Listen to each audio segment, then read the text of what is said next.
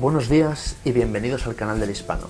Retened estos dos nombres en la memoria unos minutos, luego volveremos sobre ellos. Hermenegildo Monteso y Catalina Chagori. Bien, nos desplazamos al Virreinato de Nueva España, ese territorio que ocupaba desde la actual Costa Rica hasta el Canadá, y de la costa pacífica a la costa atlántica.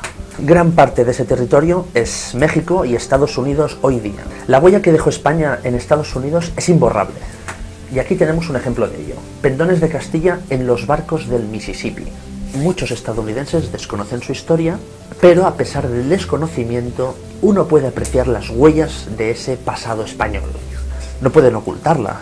Nos deben la mitad de sus nombres. Colorado, por el río Colorado, que le daba ese tono por el barro que arrastraba. La Florida, por la Pascua Florida, o Domingo de Resurrección, que fue el día que Ponce de León la descubrió. Nuevo México. Nuevo México recibe ese nombre porque Francisco Ibarra, al llegar a ese territorio y ver esos indios, pensaba que eran otros aztecas, así que lo llamó Nuevo México. Montana. Con Montana ha pasado lo mismo que con la pina colada. Se han cepillado la ñ con el devenir de los años.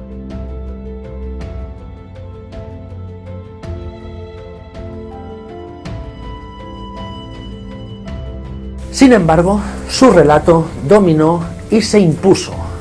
Unos cardan la lana y otros se llevan la fama, que decía mi abuela.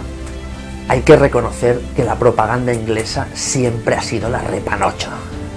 Me gustaría volver a mencionar la frontera natural del Mississippi, de la cual ya hablamos en el vídeo que se sugiere en la tarjeta. Cuando se produce en el siglo XIX la expansión anglosajona, protestante hacia Poniente, se encuentran tribus de indios, pero, y ahí viene la novedad del relato, se encuentran indios e hispanomestizos. Han ocultado que los indios que se encontraban estaban hispanizados. Aún así es verdad que los indios, entre diversas tribus, tenían diferentes culturas. Querer singularizar al indio y homogeneizar todas las culturas de indios de América es una soberana estupidez. Había tribus más pacíficas, más guerreras, más sedentarizadas, más nómadas, diferencias muy notables entre ellas como las que podría haber con un mozambiqueño y un lituano. Y algunas fronteras del virreinato eran constantemente hostigadas por las tribus más fieras e indómitas. Así que las autoridades reales llevaron a cabo la formación de grupos de hombres, de batallones de hombres, para defenderlas.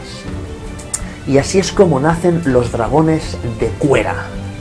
La cuera era una pieza de cuero de 7 capas, curtida, muy dura, que evitaba las heridas mortales y permitía más movilidad que una armadura al no tener manga. Las compañías fueron formadas al principio por 50 españoles y criollos y por 100 indios, es decir, aproximadamente, grosso modo, 150 hombres por compañía. Eso sí, todos ellos españoles, católicos y súbditos de su majestad el rey de España. Los fuertes en los que se instalaban para llevar a cabo sus tareas se llamaban presidios, nada que ver con cárcel. Eran acantonamientos fronterizos y a lo largo del territorio había 15 compañías acuarteladas, todos ellos jinetes, y la proporción de caballos por jinete era de entre 3 y 4.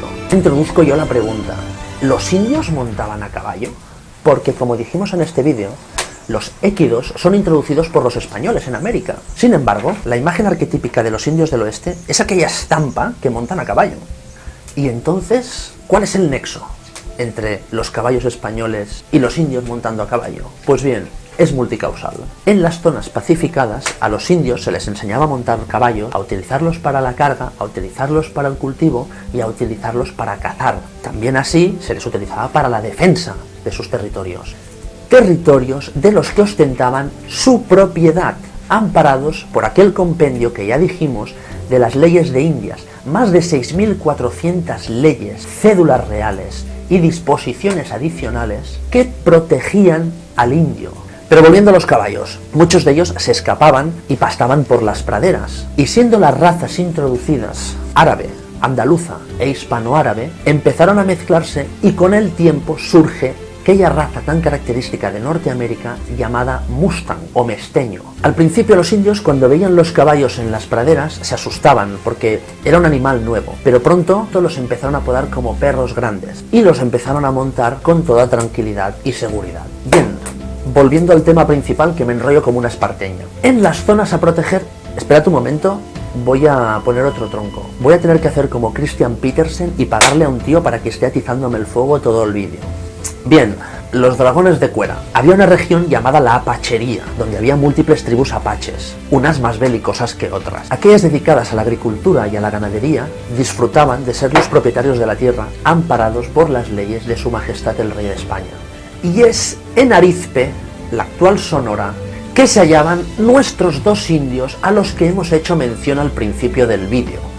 Hermenegildo Monteso Y Catalina Chagori, bautizados en la parroquia de Asunción de María, en la misma ciudad de Arizpe, fundada por Jerónimo del Canal. Estos dos indios eran apaches de la etnia Bandoque, y su hijo fue bautizado en la misma parroquia que ellos, lo cual nos da una idea de esa sedentarización. El pequeño recibió dos nombres, uno al estilo Bandoque y otro al ser bautizado. El nombre Bandoque era en idioma chiricahua y era Goyatlay, el que bosteza. Pero, como hemos dicho, al ser una zona hispanizada y católica, el pequeño recibió el nombre del fundador de la ciudad, Jerónimo. Su partida de bautismo data del 1/6 de 1821. Ha habido mucha polémica con el nacimiento de Jerónimo. Unos decían que era en 1821, otros 1823, otros 1829, pero Manuel Rojas, un investigador y antropólogo, ha descubierto que fue efectivamente el 1 de junio de 1821, y en este libro incluye la partida de bautismo de Jerónimo, el futuro jefe Bandoque Chiricahua. Jerónimo hablaba en castellano y en ese idioma dictó sus memorias. Y además firmaba como Jerónimo, no como Jeromé, ni como Jerome, ni nada parecido. Su nombre era bien castellano. Y eso de que recibe el nombre de Jerónimo porque atacó una guarnición mexicana el día de San Jerónimo no se ajusta a los hechos, pero es normal que se dijera eso. Es una época muy oscura donde pasaron muchas cosas y no quedó constancia de ello.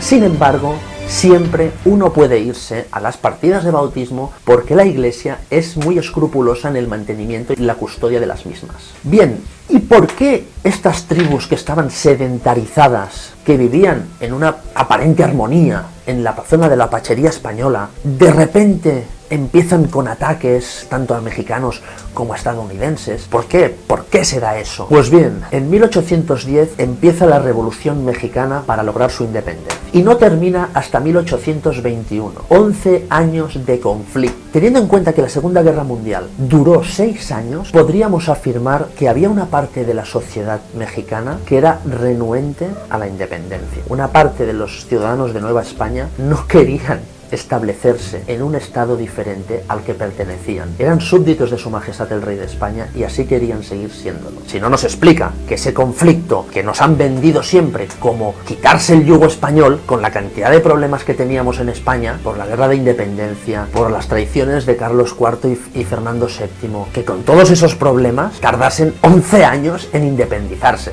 Pero bien, en 1821 se consolida la secesión de México. Sin embargo, todas esas áreas enormes que quedaban en Nuevo México, California, llegando casi a Montana, toda la zona norte del Virreinato de Nueva España, ahora México, había quedado completamente depauperado. La producción se había perdido, el comercio, la gente vivía como podía. Realmente fueron un mal negocio las guerras de independencia, porque se paralizó toda la actividad económica. En ese contexto, los dragones de cuera ya no prestan el servicio, y eso propició que en zonas empobrecidas las tribus y la gente que vivían allí se ganasen la vida con pillaje, con robo, como bien podían. Y es justamente esa situación caótica de la que se aprovechan los Estados Unidos de 1846 a 1848 a llevar a cabo la invasión de esos territorios, perdiendo México más de la mitad de su territorio: California, Nuevo México, Utah, Texas, etc. Y en esa situación de caos, de hostigamiento por parte de mexicanos y hostigamiento por parte de estadounidenses, donde se forja la leyenda de Jerónimo, como guerrero determinado e inmisericordia, años después convertido en héroe y posteriormente elevado a leyenda. Dos apuntes finales y terminamos. Las leyes de Indias protegían esas tierras de los indios, leyes que con las nuevas independencias dejan de tener vigencia. Y es curioso que a día de hoy muchas tribus de indios reclamen sus tierras con cédulas expedidas por Su Majestad el Rey de España. Aquí tenemos un ejemplo. A pesar de lo maltrecha en que se halla, esta cédula real fue entregada a los indios a Maicha en 1716 por Felipe V. Esta es una reproducción de 1753, en Tucumán. Dejo en la descripción el lugar donde ir a buscarla por si alguien quiere ir a consultarla. Es decir, bajo las autoridades virreinales, esas situaciones de matanzas de indios no se producían. Siempre ha habido algún mal nacido que ha llevado a cabo abusos. Pero es que a día de hoy tenemos un código penal y aún así seguimos teniendo ladrones, violadores y asesinos que se les persigue, se les encarcela y si se puede, se hace que se pudran en la cárcel. Y la existencia de esta gentuza no hace que creamos que los estados favorecen el crimen, sino que los estados lo persiguen. Bien, en los virreinatos americanos era el rey quien protegía a los indios. Y a día de hoy, esta cédula no es única. Existen decenas de cédulas y decenas de reclamaciones de los indios con esos títulos de propiedad expedidos bajo el yugo español que las están reclamando a los gobiernos actuales, herederos de las castas criollas que llevaron a cabo esas independencias. Y es aquí donde surge la fisura en ese discurso neoindigenista, donde se acusa a los españoles la expropiación, el latrocinio de las tierras y un genocidio. Afirmaciones que no son otra cosa que propaganda vertida por los nuevos gobiernos independizados queriendo desvincularse de su pasado hispano. ¿Y cómo lo haces? Pues pintando al antiguo gobernante como un demonio. Otra vez esa leyenda negra vuelve a surgir. Y es justamente ese régimen legal, las leyes de Indias, que dejan de tener vigencia con las nuevas repúblicas. Y los estadounidenses lo sabían muy bien.